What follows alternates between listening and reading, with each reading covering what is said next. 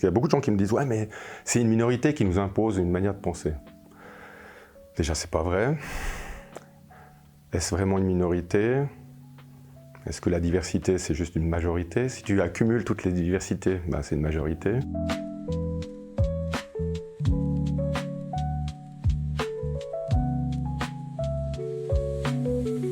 Alors, je suis Steve Chambovet, je suis le directeur de l'Épicentre. L'Épicentre, c'est la structure d'action socioculturelle et socio-éducative de Martigny, anciennement centre de loisirs et culture de Martigny, anciennement maison des jeunes, pour certains. Et je suis animateur socioculturel de formation. Elle a tout le temps été présente, parce que quand tu travailles avec l'être humain, je veux dire, c'est une question qui... Enfin, c'est une question, c'est une thématique qui est présente, de toute façon. Plusieurs fois, il y a eu des petits moments qui ont été révélateurs, on va dire. Je me rappelle une stagiaire qui m'a dit un jour « Il faut que je t'avoue quelque chose ». Puis moi, j'imaginais qu'elle avait une amie, en fait, cette stagiaire. Et puis, je lui ai dit « Mais je pense que tu dois me dire, c'est pas m'avouer, c'est juste me l'annoncer ». Et donc, pour moi, j'ai essayé au moins de lui dire que, justement, il n'y a pas besoin d'avouer. Avouer, c'est quelque part, c'est être en faute. Et puis, il y a eu un autre moment où on a eu une collègue qui était assistante socio-éducative, apprentie, qui avait un peu plus de 25 ans, et qui nous a annoncé un jour sa transition.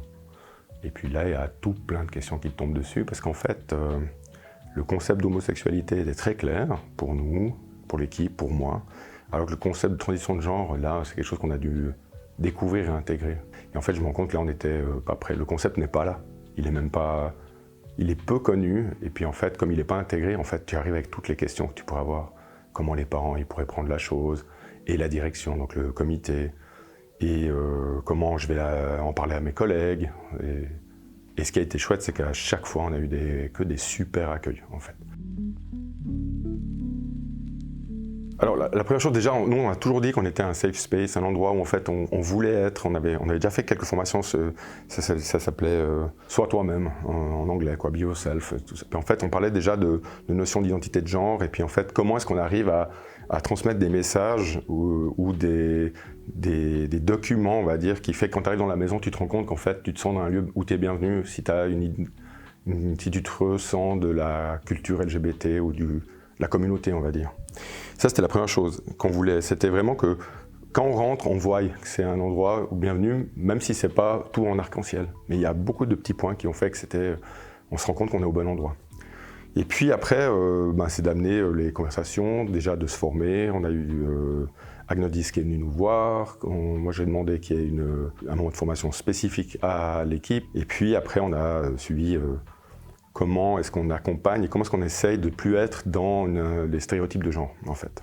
Comment est-ce que tu arrives à sortir de ces moments où, en fait, votre fille, votre garçon, quand tu t'adresses aux parents, donc c'est votre enfant, c'est ça qui a été super intéressant, c'est d'arriver avec quelque chose de non-genré, on va dire, le plus possible. Par le biais de la maison comme elle est, il n'y a jamais eu des WC genrés. Et quand on a dû la rénover dernièrement, ils ont demandé est-ce qu'on genre on l'a refusé complètement, en fait. Les WC publics sont non-genrés. C'est pas qu'une histoire d'homme ou de femme ou de fluidité ou de non-binarité, mais en fait, c'est d'essayer d'avoir... En fait, c'est des WC. Puis la fonction primaire, c'est d'aller aux toilettes, puis point. C'est une histoire architecturale.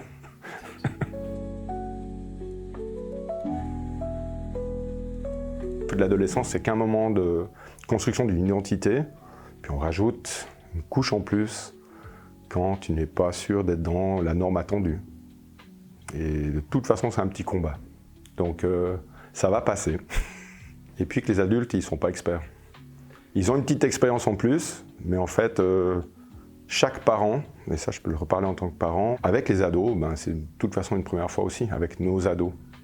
Moi, j'ai un peu plus d'expérience avec les ados, mais en tout cas, moi, avec mes ados, j'ai dû leur dire c'est la première fois que je t'accompagne quand tu es ado. Donc, de toute façon, on fera la première fois, puis personne n'a reçu le mode d'emploi. On en parle plus. Moi, je pense qu'il y a des lieux ouverts, donc on en parle plus. Ça veut dire qu'il y a la possibilité de s'exprimer, il y a le droit. Mais je le mets autant dans la diversité de genre que dans le mal-être, par exemple. Les jeunes parlent plus, qu'ils vont moins bien. Ils ont plus la possibilité de pouvoir s'exprimer. On n'est pas dans un phénomène raz-de-marée où des gens imaginent que comme il y en a un, ça se propage. Le risque maintenant, ce qui est en train de se passer, par exemple au niveau mondial, ces dernières années, on était plutôt dans, au moins si on n'était pas d'accord, on n'osait pas dire qu'on n'était pas d'accord. Et maintenant, il y a un langage qui est en train de se propager c'est autorisé de dire que c'est des minorités qui sont malveillantes, que c'est divergent, que c'est des déviances. Et le discours, je pense que c'est là où on doit faire gaffe. C'est-à-dire que le discours dominant, s'il commence à être maltraitant verbalement avec tous ceux qui doivent vivre ce qu'ils sont, ou ce qu'ils aiment, eh ben, on va banaliser tout ça. Et notre travail peut-être, c'est de dire attention, ça ne doit pas être banalisé, quoi.